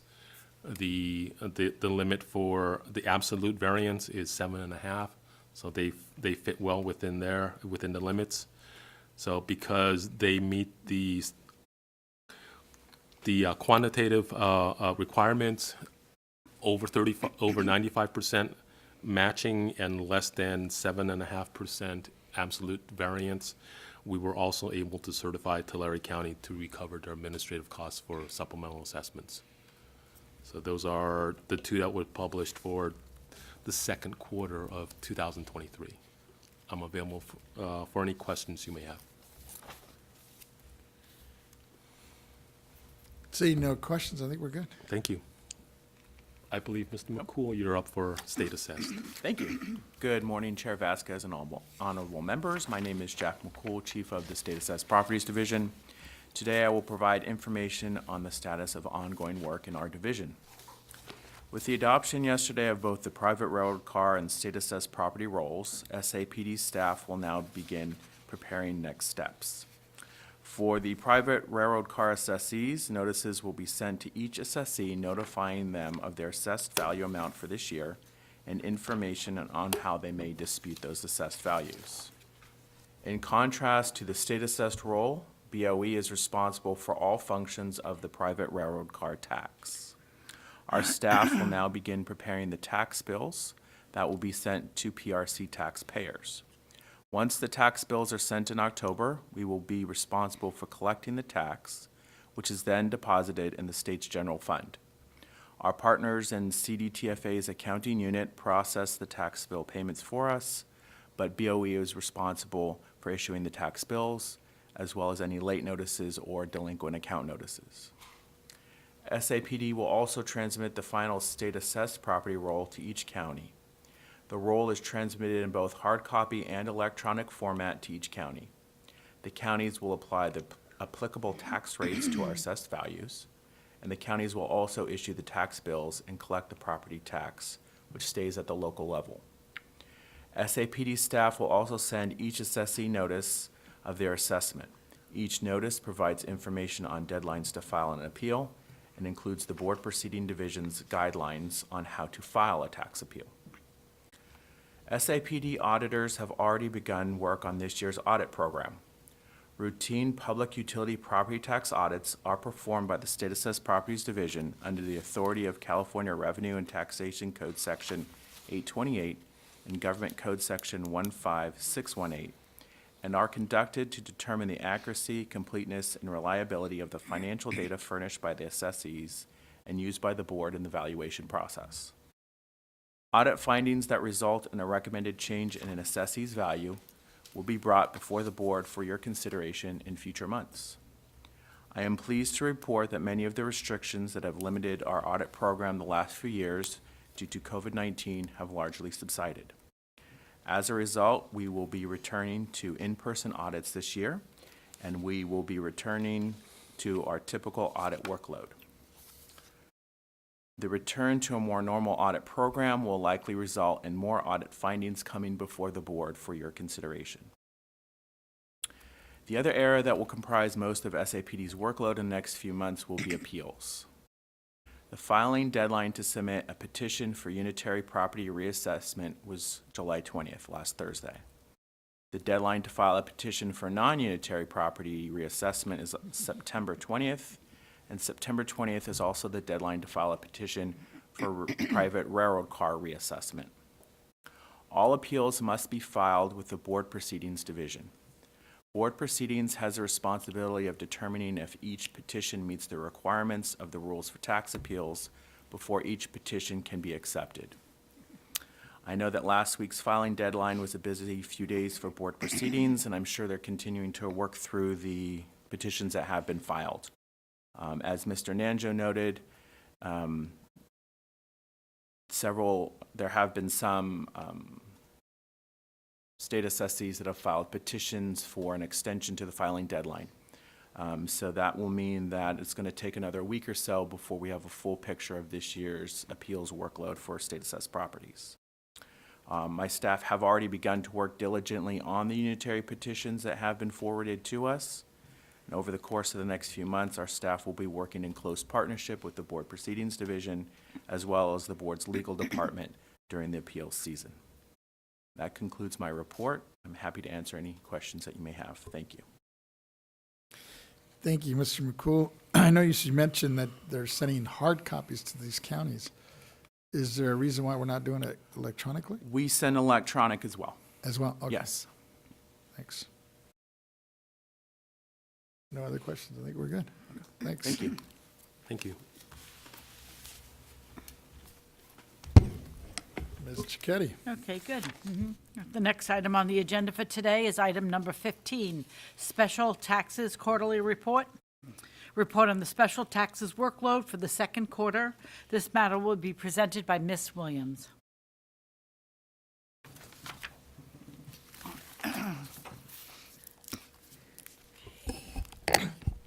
Good morning, Chairman and members of the board. My name is Laurel Williams. I'm the BOE's technical advisor for the special tax programs, which includes the alcohol and insurance programs. I'm going to give you my quarterly report, and today I'm going to start with the insurance program. This program has remained fairly static as far as the number of accounts. We currently have 2,716 accounts. In April, we had 2,707. The revenues for this program in fiscal year 22-23, according to the July 2023 Department of Finance Bulletin, are at over $3.69 billion. This is approximately $18 million over projection, and $18 million is about 0.5% over projection. And an increase from the $2.9 billion collected in fiscal year 21-22. This program remains highly compliant. Our next program is the alcoholic beverage tax program. Again, this program is also remaining fairly static with the number of accounts. We currently have 10,636 accounts, which is slightly up from the 10,625 accounts in April. The revenues for fiscal year 22-23, also according to the July 2023 DOF bulletin, are at over $422 million. This is approximately $11 million below forecast, and a decrease from the $429 million collected in the previous fiscal year. However, both the month of June of 2023 and the second quarter 2023 returns were recently filed, so they were not included in this calculation. However, they do fall before the end of the fiscal year. So likely once those are reconciled and added in, the numbers will change in an upward direction. The opt-in, opt-out rate for the wine grower program remains relatively consistent, and this program also remains very compliant. That concludes my update. Do you guys have any questions? I think you touched on it. Did you say on the wine growers, in terms of their data sharing, has it been pretty consistent? You're saying it hasn't really, like people, I know they have the option to opt out. Correct. They have the option to opt out, and they have to select to opt out every time they file.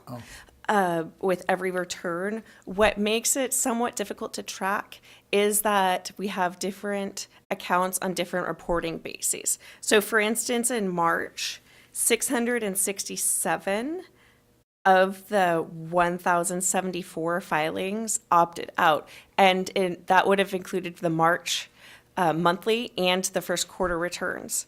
However, then for April, we only had 166 total returns, and 96 opted out. So just based on the numbers of filing, but we do seem to have a very consistent rate of the opt-out. I think we're good. Thank you. Well, thank you very much. Mr. Cuddy, what do you have? All right, the next item on the agenda is item number 16, Legislative Research and Statistic Division Chief's Report. Update on the administrative and program-related legislative bills impacting the BOE. This item will be presented by Mr. Angelo. Welcome. Good morning, Mr. Chairman and members. Ted Angelo, Chief of the Legislative Research and Statistics Division.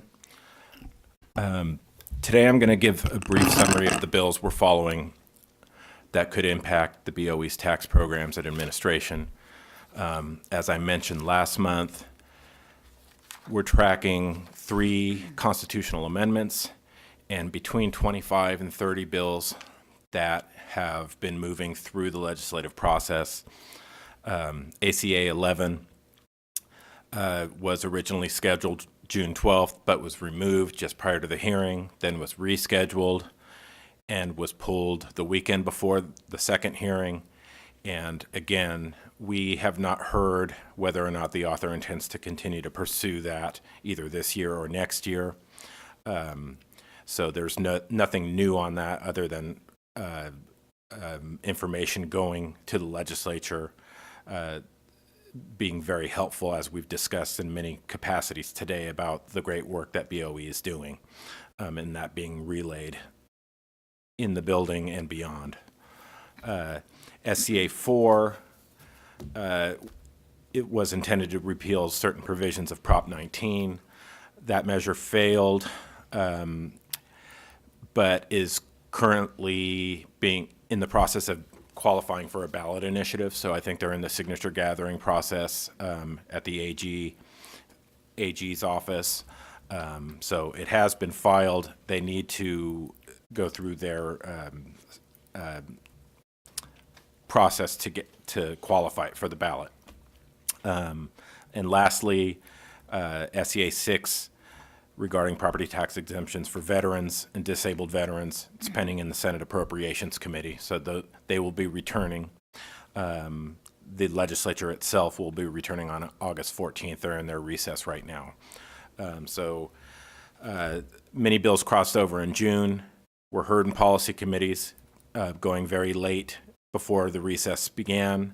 Those bills with a fiscal impact will now go to the Appropriations Committee, as I just referenced, beginning on August 14th when they return. The BOE's bill analyses and amended analyses as needed for all active bills are posted on our website, and your offices are updated with weekly reports and copies. Every Friday we send those out to you with a list of those bills that I've referenced today. Additionally, we continue to track the board-sponsored legislative proposals approved by the board in November of last year and April of this year, which are included in committee bills SB 889 and SB 890. Those bills have been moving on consent out of the policy committees, the Rev and Tax and Governance and Finance committees, and will be headed towards the appropriations committees, and if there's no fiscal impact, directly to the floor. So that concludes my legislative summary. If you have any questions on any specific bills, I would just say candidly, I was listening to all of the working groups yesterday. I know there's a lot of bills regarding homeowners exemptions and disabled vets that are very important to this group and to Californians who want to recognize their service. It's a tough fiscal year. And my next item on the agenda, I'm going to be talking just a little bit about the budget of the state of California, which was part of what was requested at last month's hearing. And so despite having a very honorable need to recognize those folks, especially the veterans, it's always going to be a difficult fiscal situation, as you heard from Mr. Young talking about the $8 to $9 to $10 billion under existing law that's already been coming off the rolls. Expanding that when we're in a $30 billion shortfall in our current budget is difficult, but not impossible. It's just, I'll leave it there.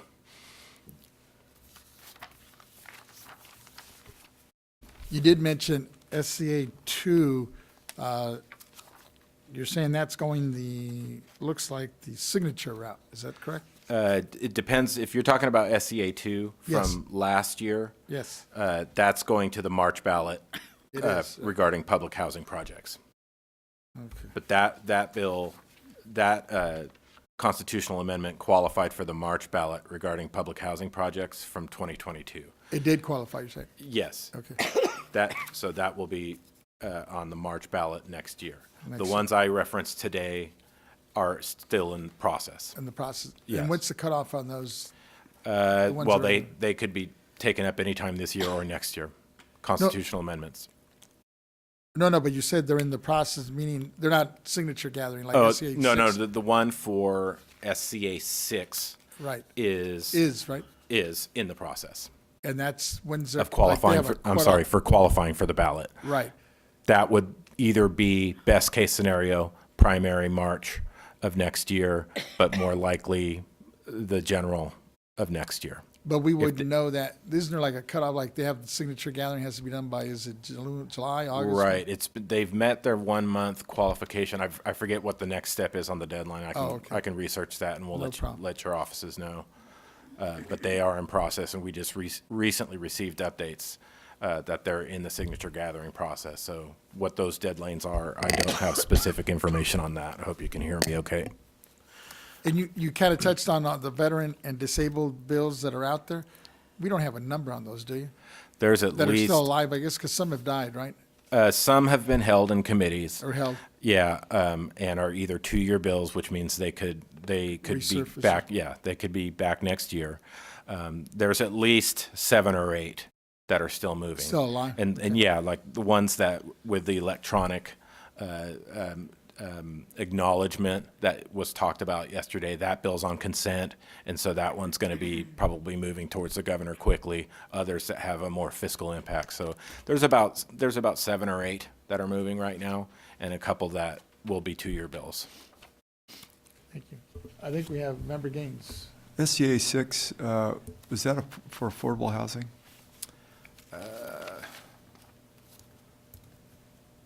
I think it's veterans. Yes, it's veterans. Yes, Yeah. okay. Yeah. Yeah, Yeah, for exemption? that's Yeah. our Chuleta one, yeah. Okay.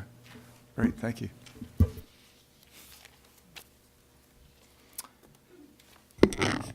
I think we're good. Now you're moving forward. Okay, Ms. the Chiquetti, next I item, guess we yeah, need to- let me announce it.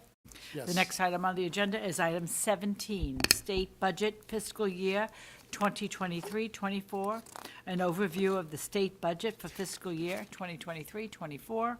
This item will be presented by Mr. Angelo. Mr. Chair and members, so Ted Angelo with the Ledge Office, and what I just wanted to continue is last month there was a request to report on the Budget Act that was recently had action. In June and July, Governor Newsom signed SB 101 by Senator Skinner, which was the Major Budget Act bill of 2023. And some of the additional budget and budget-related trailer bills have been signed as well. The Budget Committee authored bills, passed the legislature to implement the budget for the 23-24 fiscal year. The budget spends $310.8 billion in total state funds, consisting of approximately $225.9 billion from the general fund, $82 billion from special funds, and $2.9 billion from bond funds. The Department of Finance's annual summary of the enacted state budget is available online. It's very detailed, and you can click on certain aspects of the budget. In part of your packet today, there's a pie chart that shows the major provisions and percentages of the main general fund budget. But if you go to the annual summary, you can go by each one and break it down and get more statistics there. It's very helpful for finding out specific information in certain areas of the budget. From a micro perspective, the BOE budgeted positions remain unchanged and include 193.6 positions and $33,871,000 from the general fund for the support and operations of the BOE. Below is a comparison. In the chart, in your paperwork that shows the BOE's budgeted amounts for fiscal years 22-23 and 23-24. And as you can see, they're very almost identical. 193.6 positions, appropriation 33.85 versus $33.87 million. So that's specific to BOE. When you go to, and if you go to look at details of the budget in the legislative, judicial, and executive branch, you can see that we run a very efficient budget, and compared to the other entities, agencies, and departments within that portion of the budget. There is a breakdown in your packet of the total state funds of the $311 billion approximate budget. Legislative, judicial, and executive makes up a total of 3.4% of that total pie chart. On a macro perspective, according to the governor's summary, the budget preserves investments in the programs that are essential to millions of Californians while closing a shortfall of more than $30 billion that I referenced earlier. Through a balanced package of solutions that avoids deep program cuts, it protects investments in education, K-12 and higher ed, healthcare, climate, public safety, and social service programs that are relied upon by millions of Californians. Additionally, it is paired with the governor's streamlining proposals that accelerate construction of water, transportation, and clean energy projects to advance the state's ambitious economic, climate, and social goals. So that's just a snapshot of the micro and macro, our budget, state budget. I could go into more details if there's any other questions, and I'll stop there. I just had one quick one. Going forward with this economic constraints looming, what are some of the challenges we might encounter, I guess, in the budget in the next couple of years? Are you talking about the BOE budget? Or are you talking about the total The budget? state budget. Because, I mean, right now, we're at, I know that originally they had talked about it being creeping up over 34 billion. Now I think it's down to 30 or something. Right. I think we're in a wait-and-see approach right now economically from the U.S. perspective and the California perspective. I think, this is me editorializing. Yes. So don't take this as an economic analyst professional perspective, but I do see indicators that inflation is slowing, and so when there's bad news, it's peppered with good news. So I don't think we're in a sky is falling budget predicament, but we are, and we also have personal income tax being delayed, and so some of those things will be coming later this year. So in a very, very big overall perspective, I would say we're in a wait and see approach right now, where it's not as dire as people were saying 6 months ago, but we're definitely not, through the thick of it yet. That's why I was just hearing, because I know we had a pretty good reserve, but obviously that's going to be dipped into quite a bit Right. this next year. There is a good reserve, but there's also a statutory requirement for a 10% rainy day fund, which, they are utilizing and then reallocating. So I won't go into the details of delays of the budget, because there's a breakdown in the paperwork that shows what they did to balance the 31 billion shortfall of fund shifts and reductions and delays and revenue and internal borrowing. That's been part of the budget process for several years. They've done this. Right. We just had much smaller general fund budgets that were closer to 100 billion when we had big shortfalls before. Now it's 300 billion and it's not as big. So they're still going through their due diligence and their constitutional requirements to put money aside, and how they utilize those funds, which are part of the budget again, is up to them. Yeah, and then I'm just hearing that the interest rate is starting to creep up, just on housing again. Yes. What about, this is obvious, we're talking about general state, but on the BOE side, what are we looking at in terms of projections, or especially on future expenditures? Ms. Renati would be able to speak to that. Okay, that's fine. Because it's outside of my scope of just our general budget overview. She spoke to it a little bit about today, what you heard about the short-term and the long-term growth and addressing vacancies and where we are with that. So I would leave that to her to answer any specific questions about our budget, but it's been very consistent from fiscal year to fiscal year. Thank you. Deputy Controller. Thank you, Mr. Angelo. I appreciate the follow-up to this request. I thought the controller thought that this was very important for a report out and for these board members as constitutional officers to be up to speed on the California state budget. I have a few comments here. The controller would like to commend the governor and legislative partners in passing this year's $311 billion California state budget to help address rising costs and tackle the state's most pressing needs, especially in the face of new challenges and uncertainties. This budget also keeps an eye on the future by leaving untapped the record $38 billion in reserves while simultaneously protecting California's progress with targeted new investments in public safety, education, energy, and healthcare. A budget that keeps building on the California dream and maintains some of our most critical services and resources. California continues to be a global leader on climate and clean energy. The controller applauds an agreement on a historic infrastructure package that cuts red tape and fast-tracks clean energy projects that will produce clean air and water for millions of people for generations to come, all while creating 400,000 good-paying jobs. By creating a future for all Californians to thrive and prosper, this budget is reflective of what progressive and responsible governance can look like. So once again, all around, a job well done, and the future of California remains bright and steady. Thank you, Chairman. I yield back. Thank you. Yeah, Member Gaines, go ahead. Yeah, thank you. I just wanted to thank you, Mr. Angelo, for presenting all this information. Thank you again for the budget information, very helpful.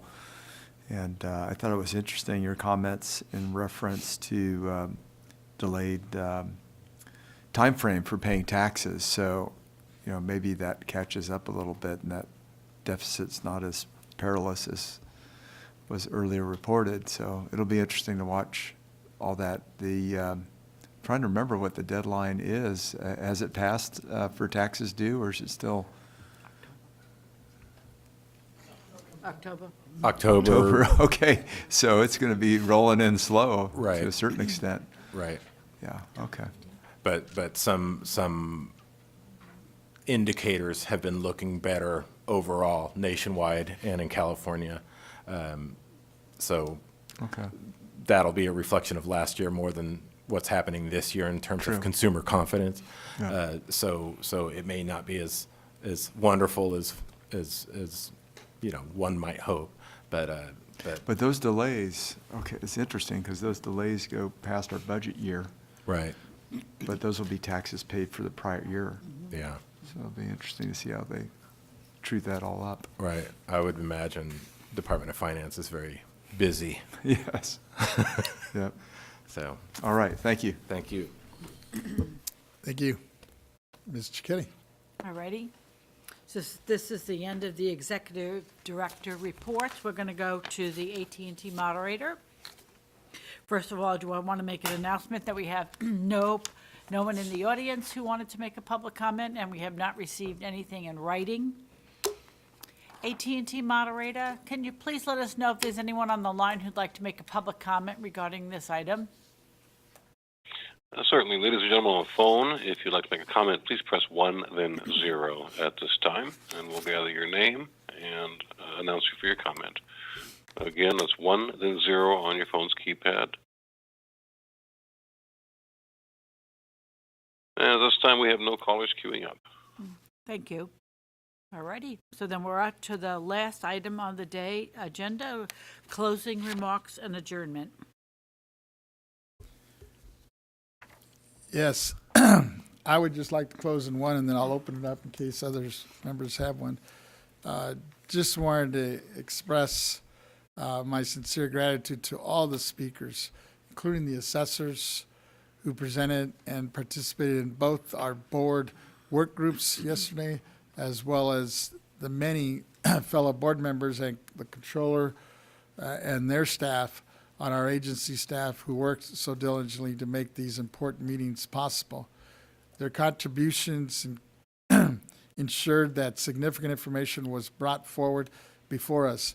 Considering the heat and everyone else's vacation time in the middle of summer here, I really appreciate the time that each of you gave up for this meaningful discussion and deliberations that we had, and we accomplished, I think, quite a bit, and at least moved the needle forward a little bit on many of these issues we talked about, and laid out some new ventures that hopefully will come to fruition here in the next couple of months.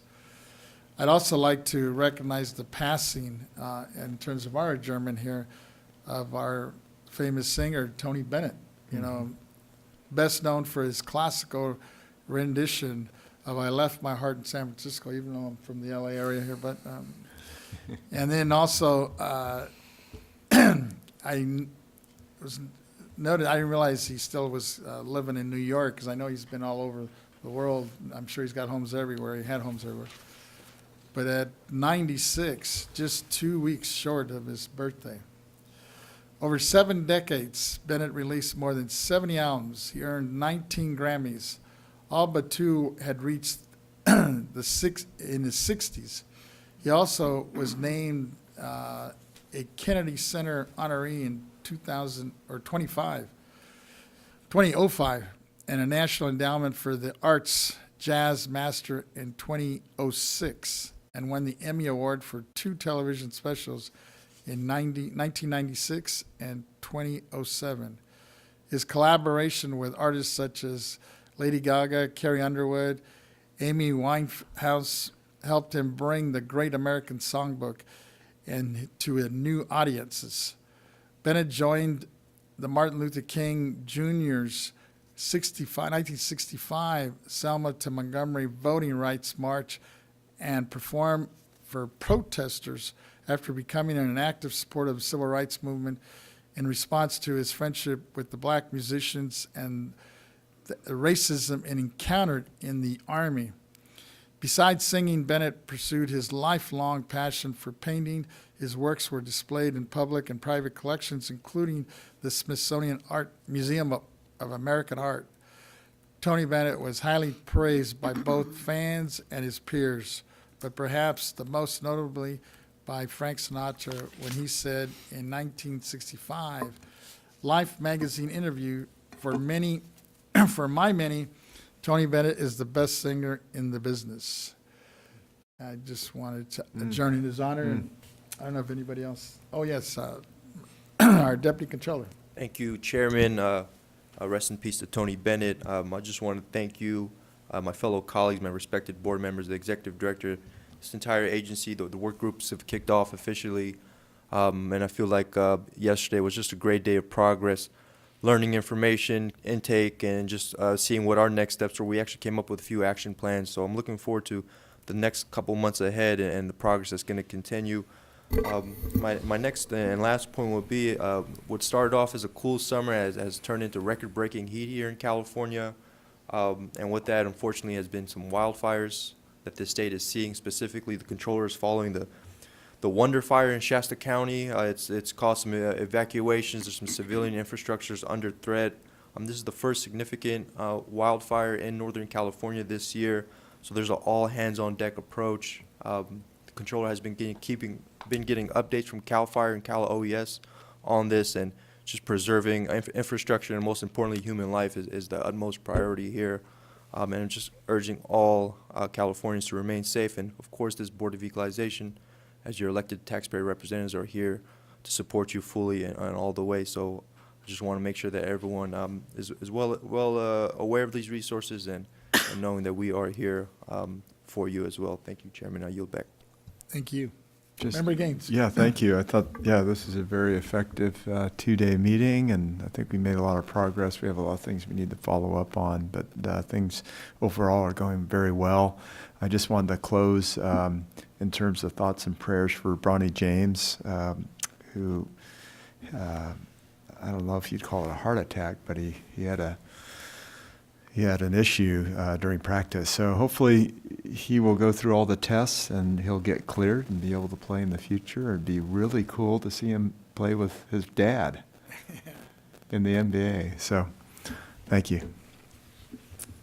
Thank you all. And with that, excuse me, we will adjourn this meeting and reconvene on August the 29th and 30th. And for those two members that are not here, just a friendly reminder, we always schedule two-day board meetings unless otherwise noticed. We will do that again in August the 29th and the 30th. We're adjourned.